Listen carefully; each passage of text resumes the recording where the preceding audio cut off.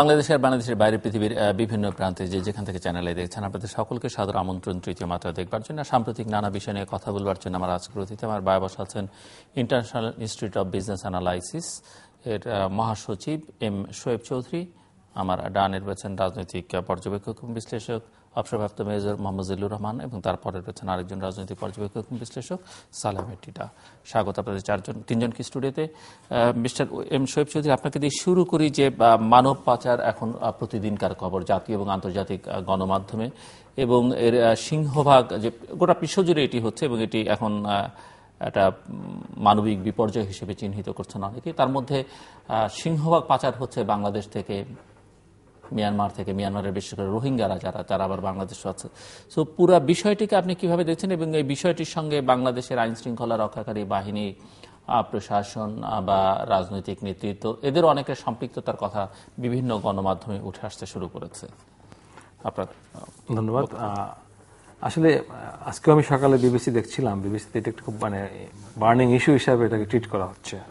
তো আমার মনে হয়েছে এটি হয়েছে প্রথমত আমাদের যে দীর্ঘদিনের যে আমাদের যে একটু কর্মসংস্থানের যে অভাব, এটির জন্য মূলত আমাদের দেশে একটি বৃহৎ জনগোষ্ঠী পৃথিবীর বিভিন্ন দেশে যেতে চায়, এর বৈধভাবে হোক বা অবৈধভাবে হোক। আপনি যদি একটু পুরনো পিছনের দিকে তাকিয়ে দেখবেন যে ইউরোপে যাওয়ার জন্য মানুষের বিভিন্ন জায়গা পাড়ি দিয়ে তাদের যেতে হতো বিভিন্ন কাভার্ড ভ্যানে, বিভিন্ন প্রক্রিয়ায়।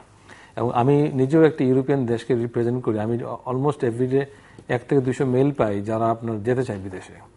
সো এই জন্য আমার কাছে মনে হচ্ছে যে কর্মসংস্থান সৃষ্টি না হওয়াতে আজকে এই ধরনের যে অবৈধ অভিবাসনগুলা বেড়ে গিয়েছে তৃতীয় বিশ্বে।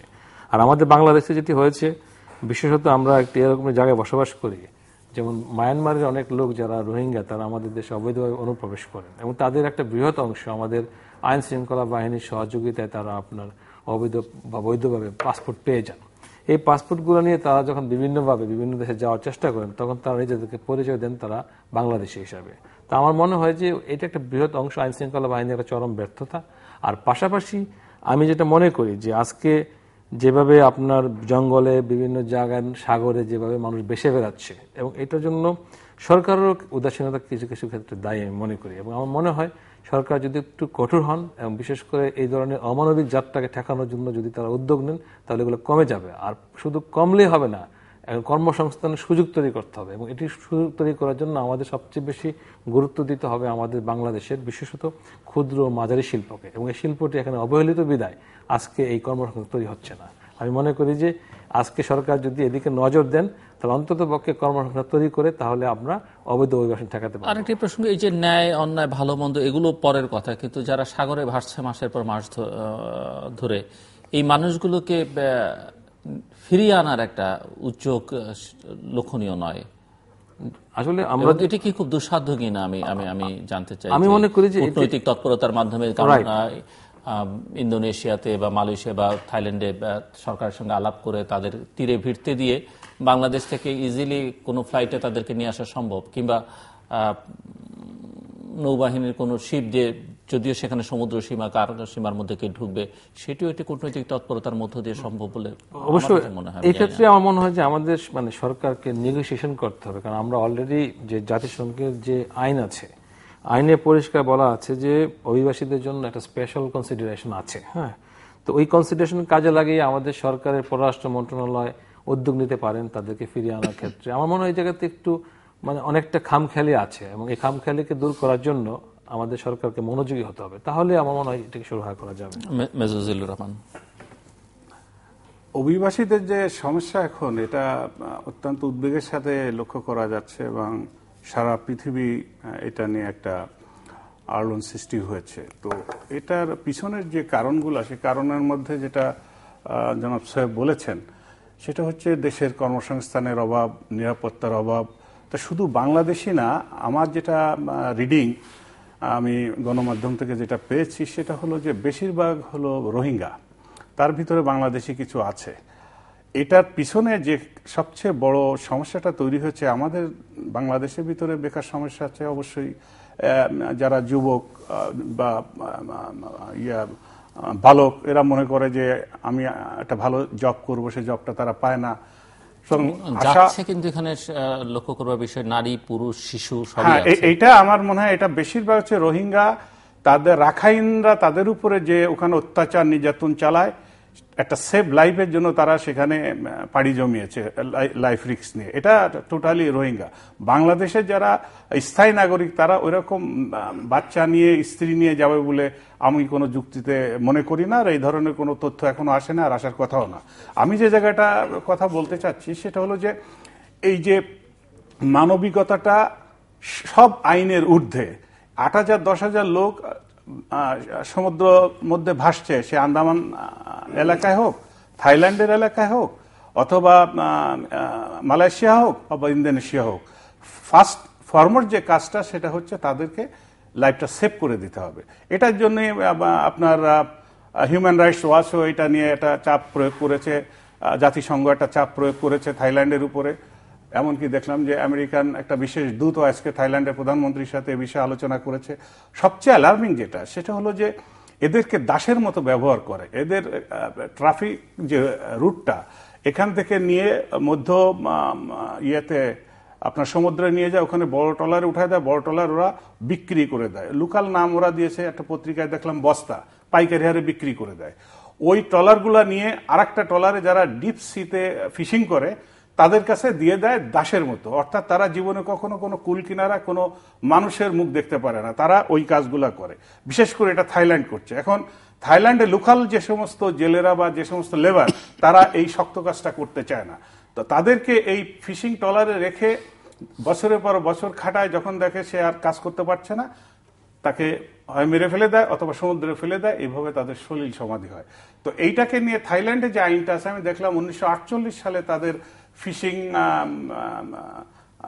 কোম্পানি আইনের আওতায় তাদেরকে ডিল করা হয়। তাতে সেখানে কি $100 জরিমানা ম্যাক্সিমাম এরকম কিছু আছে, যেটা আজকে তাদের প্রধানমন্ত্রী বললেন যে এটা নিয়ে আমরা ভেরি সিরিয়াসলি ডিল করছি। এটা 1-2 মাস হতো টলারেট করা যেত, কিন্তু যেহেতু একটা লং টার্ম এটা নিয়ে একটা হিউম্যান ডিজাস্টার সবার চোখে আসছে, এটা নিয়ে আমরা আইনগতভাবে কি করা যায় সেটা নিয়ে আমরা এগিয়ে যাব।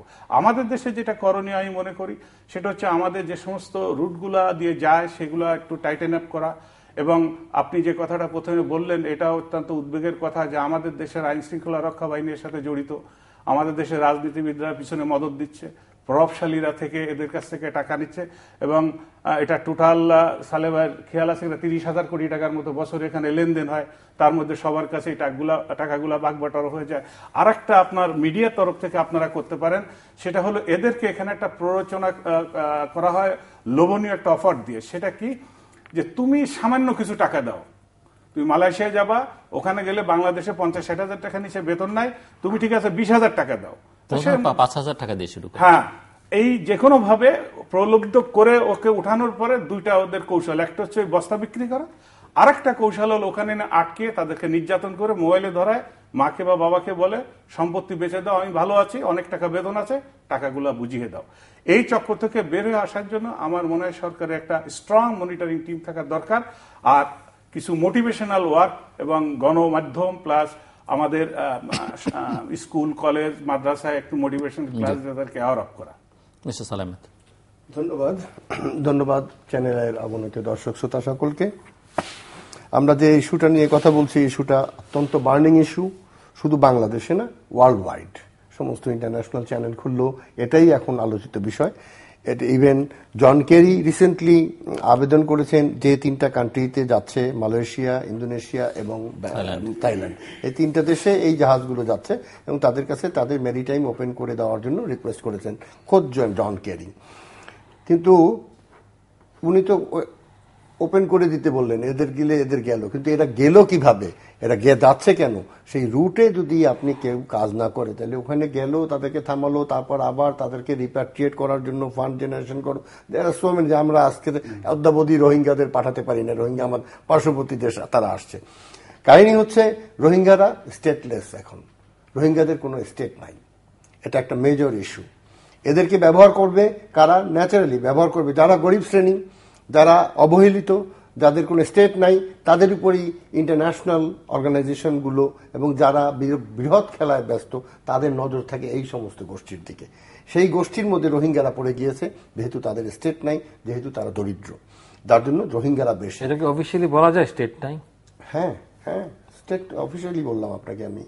They don't have any, they are not recognized. তারা তো মনে করে তাদের তারা মনে করে, but they are not recognized in Myanmar. এবং আমি আপনাকে একটু রিকল করে দিচ্ছি যে যেমন আমাদের সাথে যখন বাংলাদেশ সরকারের সাথে যখন রোহিঙ্গা সমস্যা যখন দেখা দেয়, এবং আপনি দেখবেন বিভিন্ন মিডিয়াতে, বিশেষ করে আপনার ইকোনমিস্ট, টাইমস, বিভিন্ন জায়গাতে নিউজ হয় যে মানুষকে মেরে ফেলছে এবং এক ধরনের দাঙ্গার মতো হয়ে যাচ্ছে। হ্যাঁ, তখন যখন ইন্টারন্যাশনাল কমিউনিটি যখন বলছিল যে অহিংস ধর্ম হচ্ছে বৌদ্ধিস্ট ধর্ম, তো সেই ক্ষেত্রে কেন এই ধরনের নাশকতা হচ্ছে, তখন তারা কিন্তু স্টেটমেন্ট দিল যে আমরা কিন্তু একটা বিচ্ছিন্ন ঘটনা, আমরা কিন্তু রোহিঙ্গারা আমাদেরই ভাই, আমাদেরই নাগরিক।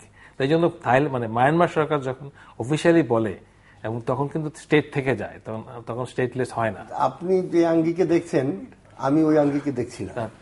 এবার আপনি যে আঙ্গিকে দেখছেন, আপনি এটা বলেছেন অনেক বছর আগের কথা, 4-5 বছর। ওটা উনি রাইট, ওটা স্টেটমেন্টের ভিতরে সীমিত। আমি না সেটা আমি বলি, ন্যাশনাল আইডিও দেয়নি। আমি বলি আপনাকে, আপনি যেটা বলেছেন যখন যখন যে ওরা হচ্ছে অহিংস জাতি, যখন এরা কেমন করে মারে, যখন হাজারে হাজারে লক্ষ লক্ষ রোহিঙ্গাদের মারলো না, মুসলমান রোহিঙ্গাদের মারলো, যখন এরা পালিয়ে আসলো, তখনকার ঘটনা এটা। তখন ওরা পিঠ বাঁচাতে, তখন ওরা সামরিক জান্তা ছিল, তখন এই ডেমোক্রেটিক সিস্টেমও ছিল না ওখানে। সামরিক জান্তা পিঠ বাঁচাবার জন্য তখন ওরকম একটা স্টেটমেন্ট দিয়েছিল, যে স্টেটমেন্টের ভ্যালিডিটি এখন আর নাই। 1 নম্বর। 2 নম্বর, রোহিঙ্গাদের কোনো আইডেন্টিটি ওই দেশে নাই। রোহিঙ্গারা ওই দেশের কোনো সরকারি সুযোগ সুবিধা পায় না। কোথাও কোনো সরকারি অফিসে রোহিঙ্গা গিয়ে কোনো একটা অ্যাপ্লিকেশন করবে, they don't have that right. নাগরিক না, they don't have that right. This is the reality. এটা সো ইট ইজ আন্ডারস্টুড যে রোহিঙ্গারা এখন একটা স্টেটলেস অবস্থায় আছে। স্টেটলেস অবস্থায় থাকার ফলে তারা বাংলাদেশে আসে, বাংলাদেশে পাসপোর্ট নিতে চায়, এটা নিতে চায়, অন্যান্য দেশে নিতে চায়, তাই যে কোনো তারা ডেসপারেট। এই যে কাহিনী জিল্লুর সাহেব বললেন, প্রথম হয় এইটা, তারপর বস্তা, তারপর দাস, এগুলো এই লোমহর্ষক ঘটনা কখন ঘটে? যখন একটা মানুষ ডেসপারেট হয়ে যায়। এই ডেসপারেট লোকগুলিকে ব্যবহার করার জন্য অন্য আরো বৃহৎ রাষ্ট্র, বৃহৎ অর্গানাইজেশন জড়িত আছে, যেটা আমি আপনারা দুজন টাচ করেছেন, যেগুলো সেটা বলা হয়েছে। একই কথা আমি আর বলতে চাচ্ছি না, এবং আপনারা যথার্থ জায়গায় যথার্থ কথাই বলেছেন, আমি ডিফার করছি না। এদেরকে হঠাৎ করে এটা বাড়লো কেন, আমি এই প্রশ্নটা আনতে চাই। এটা রেগুলার, যেমন বহু বছর ধরে সবসময় এটা ছিল। খবরে খুব বেশি আসছে ইদানিং। লিবিয়া থেকে বাংলাদেশিরা ইউরোপে যায় দেখে এই গত 2-3 দিনের মধ্যে লিবিয়ায় বাংলাদেশের ভিসা বন্ধ করে দিচ্ছে। লিবিয়া যেখানে মানুষ যেতে চায় না, সেখানে আমাদের যাওয়া ভিসা বন্ধ করে দিচ্ছে, যে কারণ ওখান থেকে ওখানে ওই নৌকা শুধু আবার ইউরোপীয় ইউনিয়ন তো সামরিক বিশেষ করে আফ্রিকান অভিবাসী যুগে যুগে সারা জীবনই সবসময় ছিল, এই হিউম্যান ট্রাফিকিংটা সবসময় ছিল, সব দেশ ছিল। হঠাৎ করে এটা কেন আসলো? এই যে হঠাৎ করে, আমার প্রশ্নটা এই জায়গাটায়, হঠাৎ করে আসলো এবং অরিজিনেট করছে কোথা থেকে? অরিজিনেট করতেছে আমাদের দেশের একটা পার্টিকুলার জোন থেকে, টেকনাফ, ওই জোনটা, যেই জোনটাকে আমরা সব সময় মনে করি একটা বৃহৎ শক্তি ওই জোনে কিছু কাজ করে। সেই বৃহৎ শক্তি প্রথম দিন থেকেই ওই জোনে তাদের একটা স্ট্রং বেস আছে, যেই বেসটাকে ইন্টারন্যাশনালি আমরা সবাই প্রতিহত করার জন্য যুদ্ধ করি। যেমন জঙ্গিদের ঠেকানোর জন্য আমরা ইন্টারন্যাশনালি সমস্ত দেশ মিলে যুদ্ধ করি, আমরা যুদ্ধ করি। টেরোরিস্ট বা জঙ্গি বা যাই বলেন না কেন, ইদানিংকালে আইএস এসেছে, তাদেরকে ফেস করার জন্য আমরা সবকিছু করি। আপনি অবাক হয়ে যাবেন, এই সন্ধান নিউজে একটা নিউজ আছে যে এই যে রোহিঙ্গা, এই যে ট্রাফলিংটা হচ্ছে, এটার পিছনে আইএস মদত দিচ্ছে। আর আমরা সবাই জানি আইএস এর মদতদাতা কারা। এটা নিয়ে আমাদের অনেক সবারই কিছু না কিছু পড়াশোনা আছে, এবং আইএস এর মদতদাতা যারা, সেই তারাই আবার আপনি আবেদন জানাচ্ছেন আপনারা পোর্টটা খুলে দেন। দেখেন কেমন ভাবে মিলে যাচ্ছে। তারা এদিক থেকে বলতেছে চোরের কেউ চুরি করো, গৃহস্থের কেউ ধরো, এখান থেকে পাঠাচ্ছে যাও। কারণ সাউথ ইস্ট এশিয়ার এই বেল্টে তাদের কন্ট্রোল ধীরে ধীরে লেস হয়ে যাচ্ছে। সেই বৃহৎ শক্তির কন্ট্রোল তারা যেভাবে প্লে করতো আগে, যেভাবে তারা ডমিনেট করতো, সেই ডমিনেশনটা নাই। বিভিন্ন আমাদের এই যে এখানকার আমাদের সাবকন্টিনেন্টাল পলিটিক্সটাই আপনি ধরেন না কেন, all this are related with politics. আপনি যেটা ইকোনমিক্সের সাথে রিলেটেড করেছেন, আপনি ওইটাকে অতটা সিরিয়াসলি নেই সোহেব সাহেব। কারণ আমাদের দেশে অর্থনৈতিক অবস্থা এখন এত খারাপ না, আমাদের দারিদ্র্য সীমা এমন জায়গায় যেখান থেকে একদম এরকম বস্তাবন্দি হয়ে মানে দাসত্ব স্বীকার করে যেতে হবে, আমাদের দেশে এক মুঠো খাবার পাওয়া যায় না, এটা আমি বিশ্বাস করি না। কিন্তু আমি আপনাকে একটু মানে নোট রাখেন, তাহলে আমি কথাটা খেয়ে হারিয়ে ফেলবো, সরি, আপনি নোট রাখেন, আপনি শেষ হ্যাঁ। করেন। তো এই অবস্থায় আমাদের সরকারের কাছে আমার আবেদন থাকবে, সরকার আরো মানে মানে যেটাকে বলে আপনার ইন্টেন্সিফাই করা তার সমস্ত অর্গানাইজেশনকে এবং অবজারভেশনকে, যে সরকার যদি political influence and other administrative ইনফ্লুয়েন্সের ঊর্ধ্বে থেকে রাজনৈতিকভাবে এটাকে মোকাবিলা করে এবং সেইভাবে নির্দেশ প্রদান করে যে no more selling from our territory, এটা যদি সরকার মিন করে ডিক্লেয়ার করে, আমি বিশ্বাস করি সরকারের সেই ক্ষমতা আছে, সরকারকে টলাতে পারবে না। কারণ সরকার সেই শক্তির সাথে যুদ্ধ করছে যেই শক্তি এখানে নাড়াচাড়া করছে। আমি এই জন্য সরকারের দৃষ্টি আকর্ষণ করার চেষ্টা করলাম যে ওই শক্তিকে প্রশ্রয় দেওয়া যাবে না, আপনি শক্ত হন, ওখান থেকে যেন কেউ যে করবে নো টলারেন্স যান, আমার মনে হয় চৌধুরী। আমি একটু মানে এটাকে এই ইস্যুটাকে আমি শেষ করতে চাচ্ছি এইভাবে, যেটা হচ্ছে যে আপনি যদি বিভিন্ন সময়ে বিভিন্ন ওয়ার্ল্ড কাপ গুলার কথা চিন্তা করেন, যে হ্যাঁ উন্নত বিশ্বে যখন ওয়ার্ল্ড কাপ হয়, আমাদের আমরা ট্রেন্ড ছিল একটা যে টিকিট নিয়ে আমরা চলে গেলে আসতে হবে না, হ্যাঁ, একটা তখন আমাদের সময় এটা একটা বড় ধরনের একটা মিথ কাজ করতো যে একবার যেতে পারলে হবে, ফিরে আসবো না, হ্যাঁ।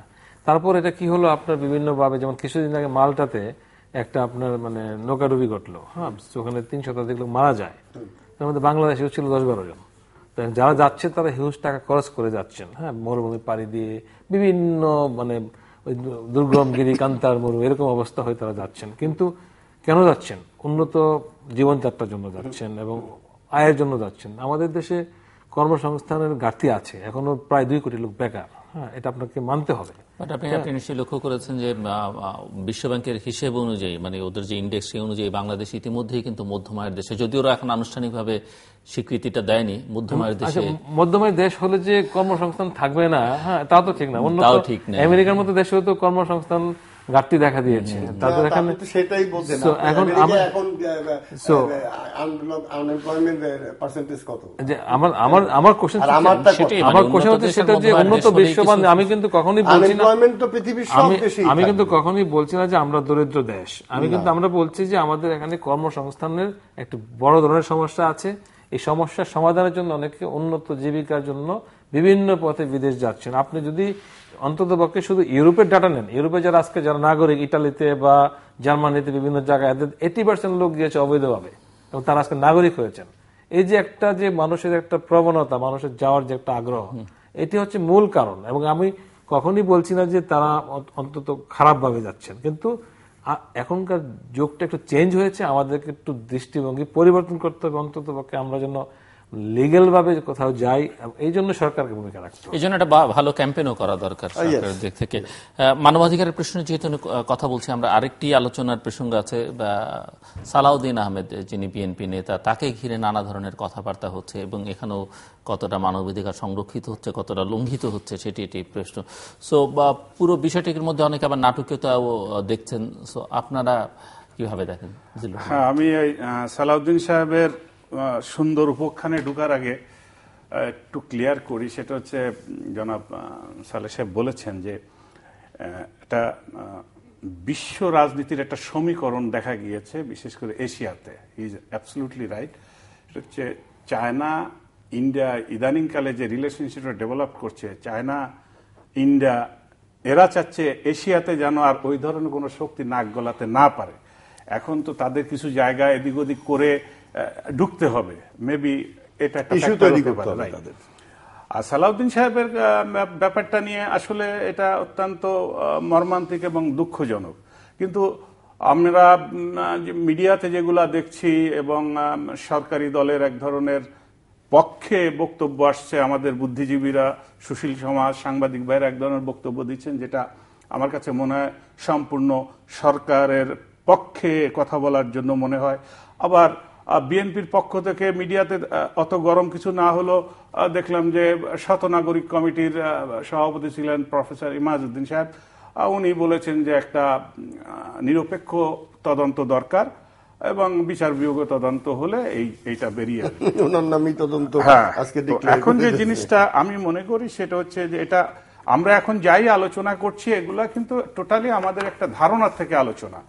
আর যে সমস্ত তথ্য আসছে এই তথ্যগুলো কতটুকু সঠিক তাও কিন্তু এখন যাচাই বাছাই করার মতো এরকম একটা ম্যাচিউর টাইম এখন আসে নাই। তবে সবচেয়ে রহস্যটা এখানে যে সালাউদ্দিন সাহেবকে যে গলফ লিংক রোডে পাওয়া গিয়েছে এটা অ্যাবসলিউটলি একটা আইসোলেটেড এরিয়া। আপনিও গলফ খেলেন, আপনি জানেন রেস্ট্রিক্টেড এরিয়া, ওখানে ওই সমস্ত এলিট শ্রেণীর লোক ছাড়া ওখানে যায় না। এক, দ্বিতীয় হচ্ছে যে ওই জায়গাটায় উনি কিভাবে গেলেন এই প্রশ্নটা চলে আসে। তাকে যখন পুলিশে ধরেছে, পুলিশকে উনি তার পরিচয় দিয়েছেন এবং থানার ভিতরে তারা হাসাহাসিও করছে, আরে মন্ত্রী আসছে কোথা থেকে এরকম।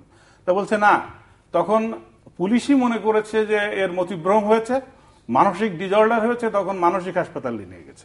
সেখানেও বলেছে আরে ভাই আমি সত্য কথা বলছি, আমাকে বিশ্বাস করেন।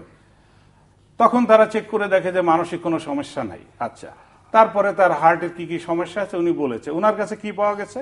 একটা থলে পাওয়া গেছে, তার মধ্যে বাংলাদেশের কিছু মেডিসিন পাওয়া গেছে, বাংলা লেখাটাও আছে। প্রশ্ন হলো যে ঢাকার থেকে ওখানে কিভাবে গেলেন, এটা একটা প্রশ্ন। দ্বিতীয় প্রশ্ন হলো যারা এই অবৈধভাবে বর্ডার ক্রস করে তাদের সামাজিক একটা অবস্থান আছে, এটা আমরা নিরাপত্তার দিক থেকে বিশ্লেষণ করে দেখি। একেবারে ছিন্নমূল লোক যারা বর্ডারে কিছু ব্যবসা বাণিজ্য করে, কিছু ওয়ার্কার যায় ওখানে যে কাজ করে, এর বাইরে একটু উচ্চ শ্রেণীর কোনো মানুষ এইভাবে যাবে না। আর যদি কোনো সরকারের পক্ষে অনেকে বলছে সে আত্মগোপনে গিয়েছিল, আত্মগোপনে যদি যায় তাহলে একটা বাড়ি ভাড়া নিয়ে থাকতে পারত, অথবা সে আত্মগোপনের মধ্যে থেকে একটা জনবহুল এলাকায় সে ধরা দিতে পারত। তা না করে একেবারে একজন বৈরাগীর মতো ওখানে একটা থলে নিয়ে উনি ঢুকলেন, এইটা আমার মনে হয় যে তদন্ত সাপেক্ষ ব্যাপার। তবে আজকে আমাদের সময় পত্রিকায় আমি দেখলাম যে ভারতের একজন পুলিশ অফিসার একটা স্টেটমেন্ট দিয়েছে। আমার কাছে এটা অত্যন্ত পেশাগত অভিজ্ঞতার আলোকে উনি বলেছেন যে আমার মনে হয় তাকে কোনো একটা সংস্থা ওখান থেকে এখানে কোনো এক সংস্থার হাতে হ্যান্ডওভার করেছে, তারা এসে হয়তো এখানে ড্রপ করে যেতে পারে। তখন এই সাংবাদিক আবার জিজ্ঞেস করেছে, পত্রিকা আসছে যে তাহলে কি আপনি কি আইন প্রয়োগকারী সংস্থা বলতে চাচ্ছেন? উনি তখন একটু ডিপ্লোম্যাটিক কথা বলেছেন যে দেখেন আমি ইন্ডিয়া একটা আইন শৃঙ্খলা রক্ষা বাহিনীর সদস্য, আমার পক্ষে এটা বলা কি সঠিক হবে। তো যাই হোক, তদন্ত হলে উনি সুস্থ হলে আশা করা যায় যে এটা সবার কাছে পরিষ্কার হবে। আসলে আমি এটাকে অন্যভাবে দেখছি। প্রথমত হচ্ছে যে আমাদের বাংলাদেশে আমরা দেখেছি যে হ্যাঁ সাজাপ্রাপ্ত মৃত্যুদণ্ডপ্রাপ্ত আসামি করাচি চলে গিয়েছে। হ্যাঁ, সো আমরা আরো দেখেছি যে নারায়ণগঞ্জে মার্ডার হয়েছে, মূল প্ল্যানার চলে গিয়েছে। হ্যাঁ, আমার কাছে মনে হয়েছে যে যেহেতু আমাদের চারিদিকে একটা বৃহৎ একটি প্রতিবেশী রাষ্ট্র আছে, তো সীমানা অতিক্রম করা একটা কঠিন বা জটিল ব্যাপার না। হ্যাঁ, সো এই ক্ষেত্রে আমি বারবারই বলবো এটা নিঃসন্দেহে আমাদের যারা সীমান্তের যারা রক্ষক তাদের দুর্বলতা আছে। হ্যাঁ, উনি কিভাবে গেলেন, আর যদি উনি বৈধভাবে যেতেন তাহলে তো আমাদের কাছে রেকর্ড থাকতো, আমরা বলতে পারতাম। উনিও এই ক্ষেত্রে ওই আগের ঘটনার মতো একজন অবৈধ অভিবাসী। হ্যাঁ, এছাড়া কিছু বলা যায় না। আর তার বাইরে আমি ওনার সাথে একটু মত বিভেদ আছে আমার, কারণ আজকে আমি বাংলা নিউজ 24 বিডি নিউজ 24 দেখলাম যে বিএনপির একজন নেতা আব্দুল লতিফ জনি উনি বললেন যে উনি যে মানসিক ভারসাম্য হারিয়ে ফেলেছেন। হ্যাঁ, যে সালাউদ্দিন আহমেদের কথা বললেন। তো সেই ক্ষেত্রে যে মানে একজন লোক যদি দলের একটা শীর্ষ ব্যক্তি যিনি দেখা করে এসছেন, উনি যখন এই কথা বলেন, তাহলে সেই ক্ষেত্রে উনি সুস্থ না হওয়া পর্যন্ত বলা যাবে না আসলে ঘটনাটি কি ঘটেছে। আমরা সময়ের অপেক্ষায় থাকি, সময় হয়তো একদিন বলে দেবে কি ঘটনাটি কি। সালামিত, ধন্যবাদ। আপনি জনির কথা রেফারেন্স দিয়ে যেটা বললেন যে ও বলেছে যে তার মতিভ্রম হয়েছে, তা না। জনি স্টেটমেন্টটা দিয়েছে যে উনি ভুলে যাচ্ছেন, ডিমেনশিয়া। আমি কাগজে যেটা লেখা যেটা এটা হচ্ছে ডিমেনশিয়া, মানে ও জনি বলেছে, ওর স্টেটমেন্টটাও টিভিতে দেখিয়েছে যে উনি এখন যেটা বলছেন একটু পরে সেটা ভুলে যাচ্ছেন, এটাকে ডিমেনশিয়া বলে, মনে করতে পারেন না। হতেই পারে সেটা, কিন্তু একদম লেটেস্ট যেটা নিউজ, যেটা কারণ সালাউদ্দিন সাহেবকে নিয়ে প্রথম আমি স্বস্তি বোধ করি এবং আল্লাহ শুকরিয়া জানাই যে ওনাকে জীবিত পাওয়া গেছে। ফার্স্ট থিং আলহামদুলিল্লাহ, যে এটা সরকারের জন্য একটা উদ্বেগজনক বিষয় ছিল, অস্বস্তিকর বিষয় ছিল সাংঘাতিক রকমের, এবং উনি যেই দলকে রিপ্রেজেন্ট করেন সর্বোপরি তার পরিবারের জন্য সবার জন্য একটা প্রচন্ড রকম অস্বস্তিকর ছিল। সেই অস্বস্তিকর পরিবেশ থেকে মুক্ত পরিবেশটা অন্তত রিলিজড হয়েছে, আলহামদুলিল্লাহ। সেকেন্ড থিং হচ্ছে ওনার ওয়েলবিংটা নিয়ে এখন সমস্যা আছে। সেই ওয়েলবিং এর ব্যাপারটায় আমার মনে হয় সরকারের এখন দায়িত্ব, বিকজ উনি যে দলই করেন না কেন, he is a citizen of Bangladesh. এটা তো অস্বীকার করার উপায় নাই। সে as a citizen of Bangladesh, it is the responsibility of the government to take care about his well-being and health and other things. They want to keep. উনি একজন প্রাক্তন মন্ত্রী এবং সংসদ সদস্য আমি আছেন। তো দিকে গেলামই না, হি is a citizen of Bangladesh. এটা তো আর অস্বীকার করার কোনো উপায় নেই। তো তাকে তার টেক কেয়ার করা, তার ব্যাপারে প্রপারলি আমার সরকারি কর্মকর্তাদের কয়েকজনের যেটা বলছিলাম যে ভারতের আইন অনুযায়ী চলবে, এটা চলবে, কিন্তু তার কি করণীয় তারা সেটা কেউ বলেন নাই। এটা আমাকে ব্যথিত করেছে, 1 নম্বর।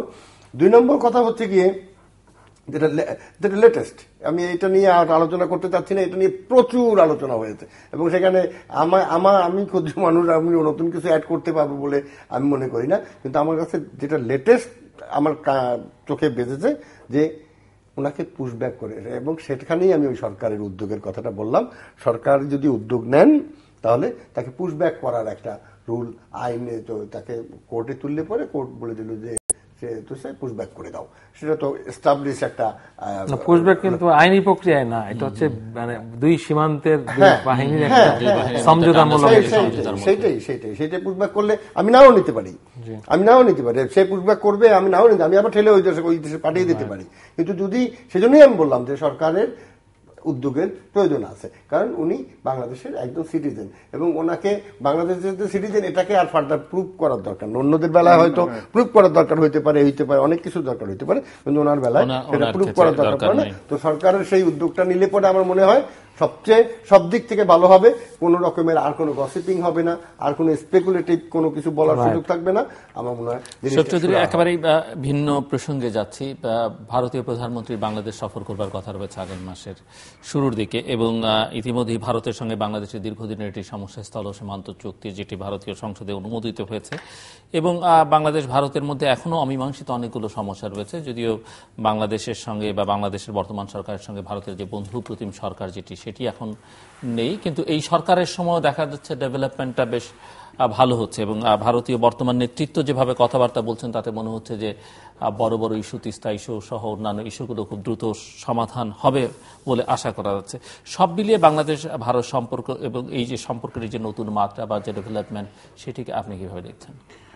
আমি মনে করি যে বর্তমান সরকার তার যে এই গত 1.5 বছর সময়ের মধ্যে যদি সবচেয়ে বড় অর্জনটি হচ্ছে যে তারা অন্তত পক্ষে মানে ভারতের কাছ থেকে মানে কিছু মানে অন্তত পক্ষে যে মানে মানে অপ্রত্যাশিত সাফল্য নিয়ে আসছে, বিশেষ করে কয়েকটি ব্যাপারে, যেমন আমাদের যে স্থলসীমা নিয়ে যে একটা বিভেদ ছিল, এটা অনেকটা মানে সুরাহ হয়ে গিয়েছে। তিস্তার পানিও আসার পথে, এবং সরকারকে থাকলো ভারতে এটা ইম্পর্টেন্ট মনে হচ্ছে না। কারণটা হচ্ছে যে তারা মনে করছে যে ভারতের দিক থেকে সেটি প্রমাণিত হয়েছে, ভারতের এখন পররাষ্ট্র নীতিতে কে তার সার্ভ করছে, কে তাকে বেশি সহযোগিতা করছে, ওটাকে প্রায়োরিটি দিয়েই তারা কাজ করে যাচ্ছে। এবং সেই ক্ষেত্রে আমি মনে করি যে আওয়ামী লীগের জন্য এটা একটা বড় ধরনের প্রাপ্তি, বড় ধরনের সমর্থন, যে একটা বৃহৎ প্রতিবেশী একটা সরকারকে সমর্থন করছে। আমি মনে করি যদি এই ধারাবাহিকতা বজায় থাকে তাহলে তাদের পররাষ্ট্রনীতি পরিবর্তন হওয়ার কোনো কারণ নেই, যতক্ষণ পর্যন্ত না তাদের গায়ে আঘাত না আসে। তো আমার মনে হয় এবার ভারতের প্রধানমন্ত্রী বাংলাদেশে আসলে হয়তো আরো কিছু চমক অপেক্ষা করতে পারে। যেমন অনেকের প্রত্যাশা করছেন যে আমরা যখন ভারতে যাই আমরা দেখি যে তাজমহল দেখতে গেলে যেমন আমাদের ফরেনার হিসাবে আমাদের পেমেন্ট করতে হয় 2000 রুপি, হ্যাঁ, আর ইন্ডিয়ানদের পেমেন্ট করতে 200 রুপি। তো এইসব ইস্যুসগুলো আছে, আই থিঙ্ক এইসব ইস্যুসগুলো হয়তো এই সফরে শুরু হতে পারে। এই ধরনের একটি আভাস পাওয়া যাচ্ছে বিভিন্ন ভারতীয় পত্রপত্রিকা পড়ে। আমার পাশাপাশি আরো কিছু ইস্যু আছে, যেমন আমি মনে করি যেমন আমাদের এখানে কিছুদিন আগে যে রবীন্দ্রনাথ ঠাকুরের নামে আমাদের একটি ইউনিভার্সিটি হচ্ছে, এখানে যেহেতু দুই বাংলা বা দুই দেশে বা শ্রীলঙ্কা সহযোগ চিন্তা করে যে রবীন্দ্রনাথ ঠাকুর আমাদের একটি সিম্বল অফ ইউনিটি, তো সেই ক্ষেত্রে হয়তো এইসব দেশের জাতীয় সঙ্গীত তার লেখা, এবং সেই ক্ষেত্রে হয়তো দেখা যাচ্ছে যে এই ধরনের ইস্যুসগুলোতে হয়তো আমাদের পারস্পরিক সহযোগিতা আসতে পারে। এটা মানে আমার আমার ধারণা বিভিন্ন পত্রপত্রিকার নিউজ টিউজ পড়ে মনে হচ্ছে আর কি। তো আমি আশা করি যে নরেন্দ্র মোদীর এই সফরটি আমাদের জন্য একটি স্মরণীয় সফর হবে, এবং আমরা পাশাপাশি এটিও আশা করি বাংলাদেশের গণতন্ত্রকে শক্তিশালী করার ক্ষেত্রে সফর অত্যন্ত গুরুত্বপূর্ণ ভূমিকা রাখবে। সালেহ আহমেদ, ধন্যবাদ। একটি সপ্তাহে আজকের আলোচনার সবচেয়ে গুরুত্বপূর্ণ বিষয়টি আপনি টেনেছেন, কিন্তু গুরুত্বপূর্ণ বিষয়টিতে আমি তারা তো বিজনেস আঙ্গিকে সব বলবেন, আমি যে দুটো ইস্যু আমার স্বল্প সময়ের মধ্যে প্রথমে বলে নিতে চাই, তারপর সময় বলবো। আমার এজেন্ডার প্রথম আমাদের বাংলাদেশের তরফ থেকে আমি রাখার রিকোয়েস্ট রাখবো সরকারের কাছ থেকে, আমাদের বর্ডার এলাকায় যতগুলি ফেন্সিডিল ফ্যাক্টরি আছে সেই লিস্টটা মাননীয় প্রধানমন্ত্রীর হাতে, ভারতীয় প্রধানমন্ত্রীর হাতে ধরে দেওয়া। তা আপনি এখানে বসে কমিটমেন্ট করে দেন ওগুলি বুলডোজার দিয়ে ভেঙে দেওয়া হবে। ওগুলো আমাদের দেশের যুব সমাজকে ধ্বংস করে দিচ্ছে। আমরা যুগের পর যুগ ধরে চেষ্টা করছি, আমরা এই ফেন্সিডিল ফ্যাক্টরিকে টাচ করতে পারিনি, এবং ব্যাঙের ছাতার মতো ফেন্সিডিল ফ্যাক্টরিগুলো আপনার টোটাল বর্ডার জুড়ে তৈরি হয়েছে। নাম্বার 1, সামনে কোরবানি, গরুর উপরে অনেকগুলো কথা হয়েছে, গরু জবাই হবে না, এগুলি অনেকগুলি ডেলিকেট ইস্যু সৃষ্টি হয়েছে। এই ডেলিকেট ইস্যুটা অত্যন্ত পোলাইটলি এবং এফিশিয়েন্টলি হ্যান্ডেল করার জন্য তারা যেমন ইলিশ নিয়ে আমাদের সাথে হ্যান্ডেল করে, তার থেকেও এফিশিয়েন্টলি হ্যান্ডেল করার জন্য, apart from the all in state to state other, that are the most important issue, but these are very things যেগুলো মানুষকে টাচ করে। আমি সেই টাচটা এই সুযোগে বলে নিলাম যে যদি আমাদের এই আলোচনা তাদের কারো কানা যায় যে এই ফেন্সিডিল ইস্যু এবং আপনার যে এইটা গরু ইস্যুটা যেন অবশ্যই আলোচনায় এনে একটা কমিটমেন্ট নেওয়ার চেষ্টা করা হয়। আর ধন্যবাদ তো অবশ্যই আমরা ভারতীয় সরকারকে জানাই, যদিও বাউন্ডারি এগ্রিমেন্টটা একটা পার্ট হয় নাই, দ্যাট ইজ অলসো পলিটিক্যাল। এর আগেও যখন হয় না সেটাও পলিটিক্যাল ছিল, ইলেকশন পারপাসে হয় নাই। মোদী সরকার পরিষ্কার বুঝে গিয়েছিল যে আমি ক্ষমতা আসছি, আমি এটা এক্সিকিউট করব। এটা পলিটিক্যালি সব সরকারই চায় যে এটা আমি করবো, আমি ওকে করতে দিব না, সে সেটা করেছে। এবং আবার আসাম ইলেকশনের জন্য আসামটুকু বাদ রয়ে গেল, এটাও সময় পরিক্রমা হয়ে যাবে। মানে এটা নিয়ে যে পলিটিক্সটা হয়েছে আবার আপনার এই যে তিস্তা নিয়ে যে এখনো হয়নি, আসাম ইনকর্পোরেট করে নিয়েছে প্রথমে ছিল না। তিস্তা নিয়ে যেটা কথা হচ্ছে, তিস্তা নিয়ে কথাটার ব্যাপারে আমাদের অনেক সতর্ক থাকতে হবে, কারণ এটাকে রিভিউতে ফেলা হবে, তিস্তাটাকে রিভিউতে ফেলা হবে। যে পানির যেটা মমতার কথা মনে হচ্ছে অন্তত কেন্দ্রীয় সরকার চাইছে এটি রিজলভ করতে, অফ কোর্স, মানে it is decided, all this আর সুষমা স্বরাজের কথা তো শুনে মনে হচ্ছে হাউ এফেক্টিভলি মানে শুনেন, প্রত্যেকটা দেশই চাইবে নিজে লাভবান হতে। ইন্ডিয়া অবশ্যই সে তার ম্যাক্সিমাম স্টেক নিতে চাইবে, আমি আমার স্টেকটা নিতে চাইবো। মানে সুখের বিষয় হচ্ছে both the party has agreed to a point যে yes we need to sort it out. এখন আমরা কত এফিসিয়েন্টলি কত কি নিতে পারি এগুলি আমাদের এটা থাকবে। আর এটা যেমন গতকালকে মঙ্গোলিয়ায় ভারতীয় প্রধানমন্ত্রী মোদী সফরে গিয়েছেন, ভারতীয় স্ট্র্যাটেজির মধ্যেই একটা আছে যে দেশেই আমাদের মতো দেশ হিসাবে তারা তাদেরকে ট্রিট করে, তাদেরকে গেলে পরেই $1 বিলিয়ন লোন দেয়। আমাদেরকে যে $1 বিলিয়ন লোন দিয়েছিল সেটা যেটা বৃহৎ কিছু করেছিল তা না, ইট ইজ দেয়ার ফরেন পলিসির একটা পার্ট। এই ধরনের দেশগুলিতে গেলে তাদের রাষ্ট্রপ্রধানরা $1 বিলিয়ন একটা লোন দিয়ে একটা টাই আপ করে তারা একটা বলয় সৃষ্টি করতে চাচ্ছে। সেই বলয়ের সৃষ্টিতে আমি বলবো ভারত সরকার এইবার আসলে পরে ওই যে যেমন অন্য তাদের স্টেট টু স্টেট যেগুলো আছে সেগুলো আছে, এর বাইরে ফেন্সিডিল, গরু এবং এই বাংলা বান্ধের এইবার যেটা ওপেন হয়েছে, মাননীয় প্রধানমন্ত্রী সেদিন যে কথাটা বলেছেন খুব গুরুত্বপূর্ণ কথা বলেছিলেন যে নেপালে রেস্কিউর জন্য আমাদের এয়ারপোর্ট, এবং এটা খুব টেকনিক্যাল, আই অ্যাপ্রিসিয়েট হার, যদি সুদূর প্রসারী কথা এগুলো, এবং এগুলি হচ্ছে রাজনীতিকদের কথা। আমরা সংস্কৃতির আদান প্রদান করার কথা বলি, টেলিভিশন চ্যানেলগুলো দেখা, আমাদের এয়ারপোর্ট খুলে দিলাম, এখান থেকে নেপালে চলে যাবে, এটা কিন্তু আমাদের বইপত্র সেখানে পাওয়া যাওয়ার মানে অ্যাভেলেবল করার বিষয়গুলো এগুলো আছে। যেমন আমাদের পাশাপাশি যেমন উনি যে শেষ করে ভেরি ভেরি ইন্টারেস্টিং, উনি খুব টেকনিক্যালি বলেছেন আমার এয়ারপোর্ট ওপেন করে দিলাম, রেস্কিউ ওইখানে যদি ম্যাটেরিয়াল এখানে নেমে বাংলা বান্ধ দিয়ে চলে যাবে। এফেক্টটা কি দেখেন, আমরা এটা আজকে এত বছর যাবত চাচ্ছি, এবং আমরা চাই এবার মাননীয় ভারতীয় প্রধানমন্ত্রী আসলে এটাও যেন ওপেন হয়ে যায়, সেই সাথে যেন ওপেন হয়ে যায় আমাদের ভিসা পদ্ধতিটা। আমি মনে করি অ্যারাইভাল ভিসাটা যেন অন্তত হয়ে যায়। আমি এই জায়গাতে আমি একটু মানে আমার একটা কেস স্টাডি আছে, যেমন অন্তত পক্ষে যে ভিসার ক্ষেত্রে ভারতীয় ভিসা প্রাপ্তির ক্ষেত্রে যে ধরনের একটি বাংলাদেশের মানুষের জন্য সবচেয়ে কঠিন এখন। বাংলাদেশের মানুষের জন্য যে ধরনের একটু সহযোগিতা হচ্ছে এখন, মধ্যে আর একটু খারাপ ছিল, এখন একটু গ্রাজুয়ালি একটু এখন বেটার হচ্ছে। তো আমরা মনে করি যে যদি মানে ইচ্ছা থাকে আস্তে আস্তে একটু সহজ হবে। আপনি যদি নর্মালি যদি চিন্তা করেন যে ভারতীয় একজন নাগরিকের বাংলাদেশের ভিসা প্রাপ্তিটা অত্যন্ত কঠিন, একই অবস্থা ওদিকেও। আমার মনে হয় যে হ্যাঁ, দুই দিকেই আমার মনে হয় যে একটু উদারতার পরিচয় রাখতে হবে। একটা যদিও একটি সমঝোতা হয়েছিল সরকারের সাথে, এটাকে আরো বেশি লিবারালাইজ করলে আমাদের জন্য উপকৃত আমরা হব। আর আপনি যে প্রসঙ্গটি নিয়ে কথা বলেছিলেন যে ফেন্সিডিলের ইস্যু বা অন্যান্য ড্রাগের ইস্যুগুলো, আসলে এটা তো আমাদের ভূখণ্ডের সমস্যা। আমার মনে আছে, আপনি জেলুর ভাই আপনি হয়তো মনে থাকতে পারে যে আমরা যখন ছোট ছিলাম, আমাদের বয়স যখন 3-4-5 বছর ছিল, আমাদের কাশি হলে আমরা ফেন্সিডিল, তো এই ফেন্সিডিল একসময় এখন ড্রাগে পরিণত হয়েছে। এই অবক্ষয়, সেই ফেন্সিডিল এবং এই ফেন্সিডিল কিন্তু এখন একই নাই, এর মধ্যে বাট নাম ফেন্সিডিল, নামই ফেন্সিডিল ঠিকই আছে, তার মধ্যে অন্য উপাদান আর না, যেমন ফেনারগান নামে একটি ওষুধ ছিল, এটাও কিন্তু বন্ধ হয়ে গেছে এখন। আমাদের বাংলাদেশ সরকার বন্ধ করে দিয়েছেন কেন? এটা ড্রাগে পরিণত হয়ে গেছে। তো আমাদের যে নৈতিক অবক্ষয়, এগুলোর জন্য কিন্তু আরেকটি দেশকে আমরা দোষারোপ না করে আমাদের নিজস্ব, আমাদের তো সীমান্ত রক্ষীরা আছে, তাদেরও দায়িত্ব আছে। মেজর জিল্লুর এই বিষয়ে বলুন। তো এখন আপনি ঠিক আছেন, আপনার সঙ্গে কেউ কন্টেস্ট করছে না।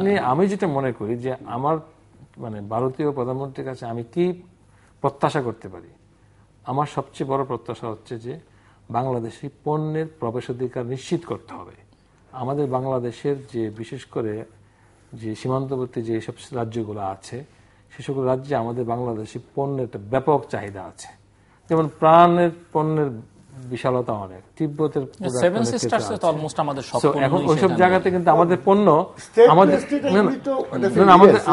আমাদের পণ্য কিন্তু ওখানে ব্যারিয়ার হচ্ছে, তারা বাধাগ্রস্ত হচ্ছে। তো আমরা যেটি চাবো সরকারের কাছে যে বাংলাদেশের অর্থনীতিকে শক্তিশালী করার জন্য আমাদের পণ্যটাকে যেন অন্তত পক্ষে তাদের রিকোয়ারমেন্ট অনুযায়ী যেন আমরা যেন সরবরাহ করতে পারি, এই গ্যারান্টিটা আমরা চাই।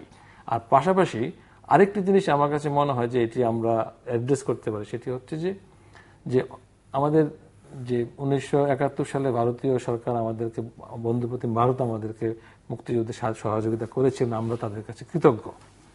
কিন্তু পাশাপাশি আমরা মনে করি যে অপরাধীদের স্বর্গরাজ্য হিসাবে একটা অ্যাক্সেস পয়েন্ট হয়ে যাচ্ছে প্রতিবেশী দেশে, এগুলো বন্ধ করার জন্য তাদের সহযোগিতা আমরা চেতে।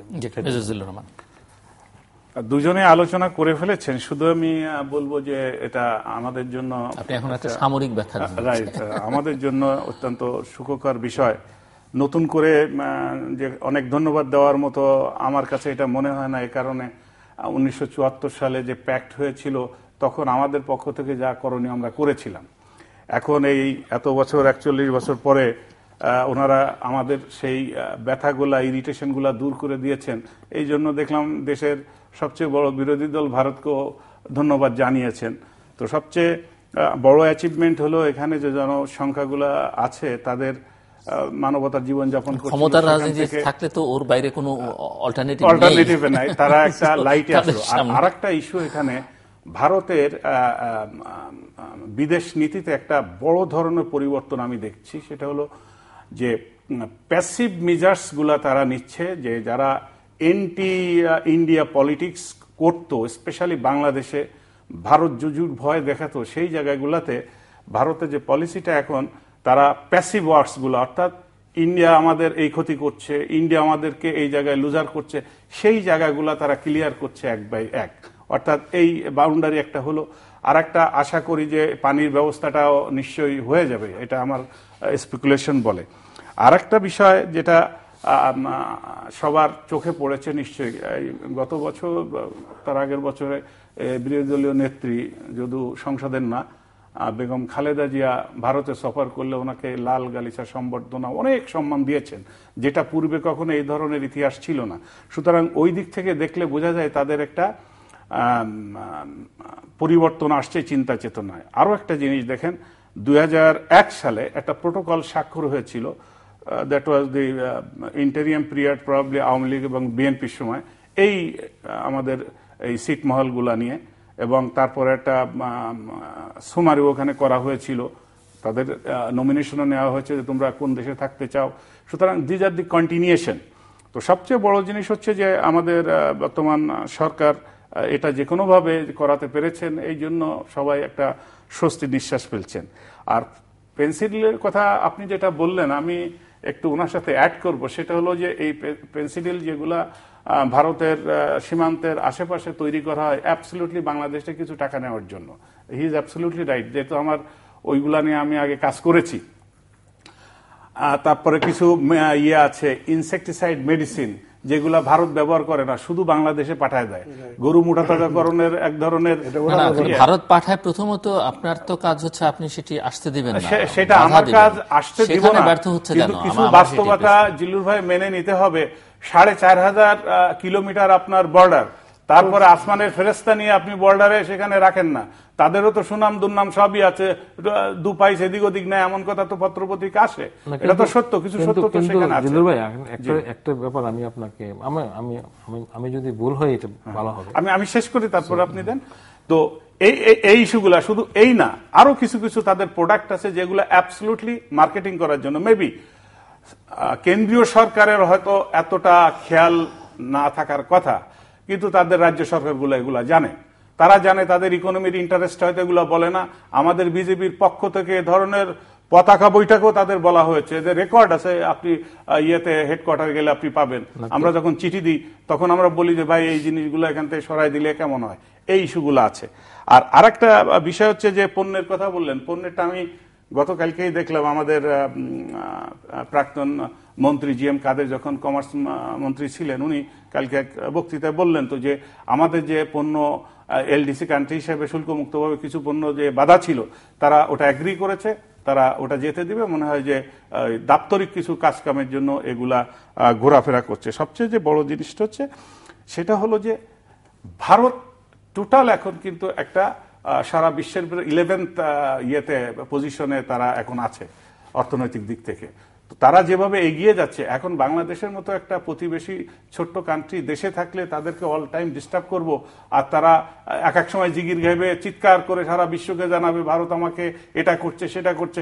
এখন তারা মনে করছে না, আমরা একটা বড় দেশ হিসেবে এগুলা প্রতিবেশীর সাথে করলে আসলে এটা আমাদের সুনামেরও ক্ষুণ্ণ হবে না। তাছাড়া ভারত তো সিকিউরিটি কাউন্সিলের মেম্বার হতে চায়, সুতরাং এই ইস্যুগুলা তার সামনে রয়েছে, আস্থাগুলো অর্জন করতে হবে প্রতিবেশীদের। আসামের কথাটা তিতাভাই যেটা বললেন, আসাম প্রথমে ওটা সংযুক্ত ছিল না, আসাম বাদ দিয়েই তারা কিন্তু প্রথমে বিলটা আনার চিন্তা ভাবনা করেছিল এবং পাশও করেছিল। পরবর্তীতে ওটা আসামে একটা স্টেক আছে বিজেপির, কিন্তু কংগ্রেস বাধা দিতে পারে এই জন্য তারা আসাম বাদ দিয়েছিল, কিন্তু কংগ্রেসের লিডারে দিয়েই কিন্তু এটা সেখানে ঢুকিয়েছে। দ্যাট মিনস বিজেপি সরকার, স্পেশালি মোদি, উনি সাংঘাতিক রকমের একটা স্টেটসম্যানশিপ দেখিয়েছেন এই প্রবলেমটা সলভ করার জন্য। এবং আমি আশা করি যে পানির ইস্যুটা হয়তো উনি আসলে, আপনি যেটা বললেন চমক, হ্যাঁ চমক থেকে আরো ভালো কিছু চমক আসতে পারে। তবে আমরা বন্ধু হতে পারবো না যতদিন আমাদের ওই ফেলানির লাশ ওই তারে ঝুলানো থাকবে, আমরা কোনোদিন বন্ধু হতে পারবো না। যতদিন আমার পানি না আসবে আমরা বন্ধু হতে পারবো না। আমি ভিজিট করে গেলাম, উনি বললেন 1 বিলিয়ন না 5 বিলিয়ন ডলার আমাকে দিয়ে গেল, তাতে কিন্তু ভারত বাংলাদেশের বন্ধু কখনো হতে পারবে না। এদেশের মানুষের সেন্টিমেন্ট জড়িত যে জায়গায়, বর্ডারে এই ফায়ার আগে বন্ধ করতে হবে, তারপরে আমরা বন্ধু হতে পারবো। আপনাকে আমি আপনাকে একটি জিনিস আপনাকে আমি মনে করে দিতে চাই, সেটি হচ্ছে যে আপনি দেখবেন যে বিভিন্ন দেশের যে উন্নতি ঘটেছে বা তাদের যে একটা সক্ষমতা অর্জন করেছে বৃহৎ প্রতিবেশীকে কেন্দ্র করে, যেমন আপনার নর্থ আমেরিকাতে আপনি দেখবেন যে আমেরিকাকে কেন্দ্র করে মেক্সিকো, কানাডা অনেক ডেভেলপ হয়ে গেছে।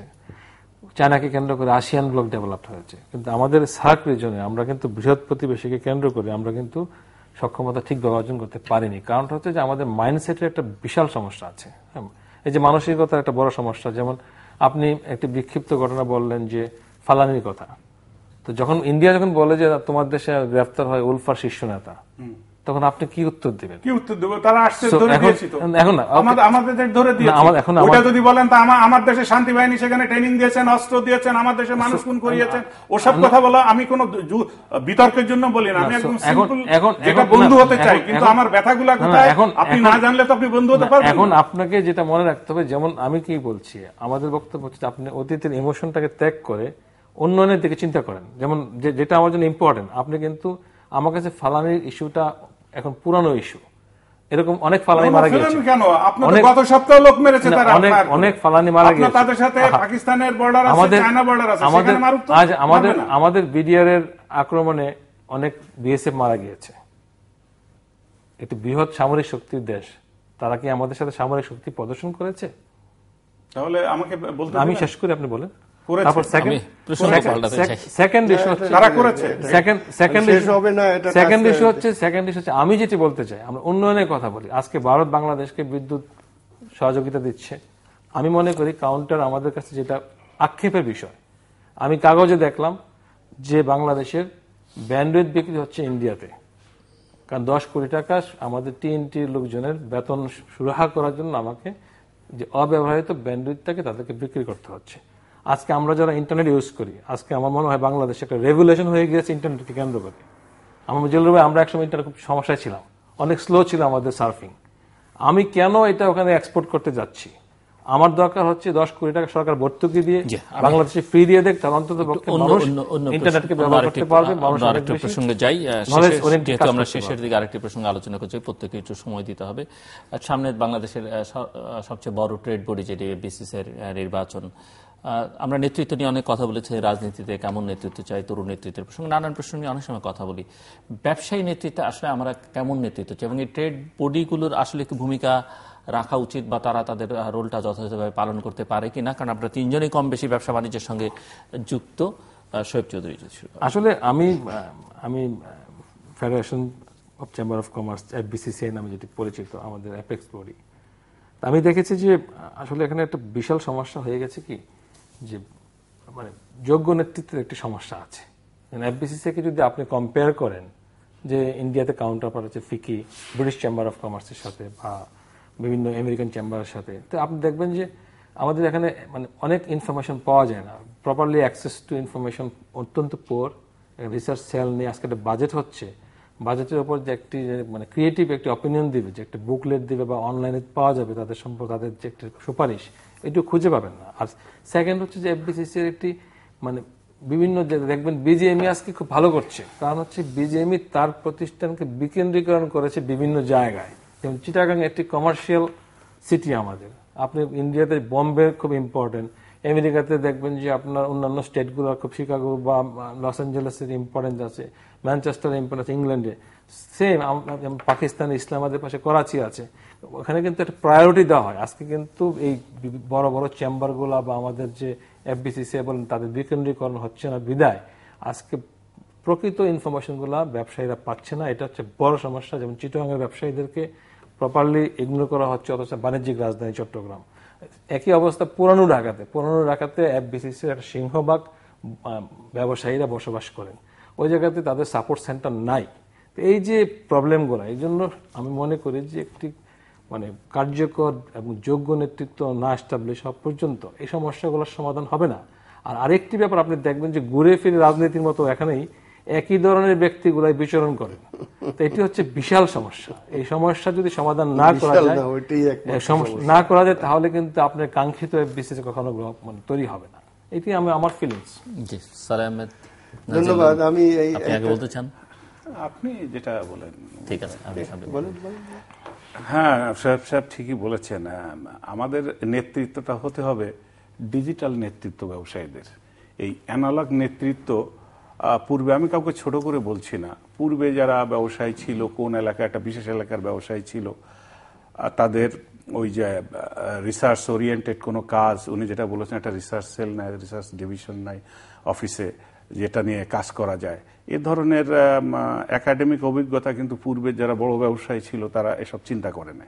এখন যারা অনেক ইয়াং হাইলি এডুকেটেড যারা চলে আসছেন, যারা সত্যিকারের এটা ব্যবসাটাকে প্রমোট করতে চান, আর ক্ষুদ্র ব্যবসা থেকে শুরু করে বৃহৎ ব্যবসা সবাইকে কিছু দিতে চান, এই ধরনের নেতৃত্ব আসতে গেলে ওই যেটা উনি বলেছেন, ওই ঘুরে ফিরে আমাদের হয়েছে, আমাদের যে সরকার ক্ষমতায় আসে এই রাষ্ট্রীয় সমস্ত কিছুই তার করায়ত্ত করতে চায়, রাষ্ট্রীয় শক্তি ব্যবহার করে হোক অথবা বুদ্ধি পরামর্শ দিয়ে হোক, অর্থ দিয়ে হোক, সমস্ত সরকার, যে কারণে একটা যোগ্য নেতৃত্ব আছে কিন্তু সে সামনে আসতে পারছে না।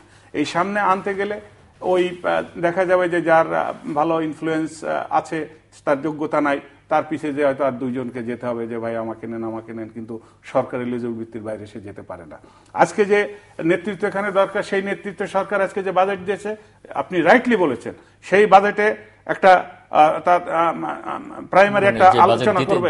হ্যাঁ, ড্রাফট তো পাচ্ছে, অর্থমন্ত্রী সবার সাথে মিটিং করছে, আলোচনা হচ্ছে, তারা একটা কঠিন সুপারিশ করতে পারে যে এইটার জন্য এই কারণে দেশের উপকার হবে, এই কারণে জিডিপিতে গ্রোথ বাড়বে, এই কারণে আপনি অর্থমন্ত্রী যেটা চাচ্ছেন আপনার চিন্তার থেকে আমরা আরো বেশি গবেষণা করেছি, এখানে বেশি কিছু জাতিকে আমরা দিতে পারবো, আপনার রেভিনিউ বাড়বে।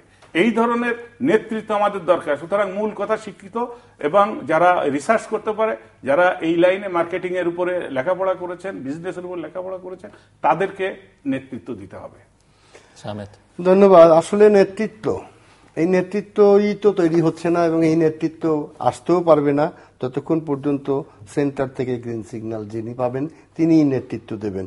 এবং যিনি এই সিগন্যাল পাবেন তিনি কখনোই ওই গভর্নমেন্টের প্রপোজ বাজেটের বাইরে উনি যেটা এক্সপেক্ট করছেন যে এরকম একটা বাজেট দিবেন, অ্যাডভাইজারি কিছু দিবেন, ওগুলো আশা করা যায় না। কারণ এইগুলো সব ফর্মালিটিস হয়েছে, বিসিসিআই এর সাথে এনবিআর মিটিং করেছে, তাদের সাজেশন নিয়েছে, সবকিছু নিয়েছে, কিন্তু ওই নেতৃত্ব কোনোদিনই ওই সাজেশন দেবে না যেই সাজেশন গভর্নমেন্টের যে অরিজিনাল বাজেটারি প্রোগ্রাম যেটা তার বাইরের কোনো দেওয়ার।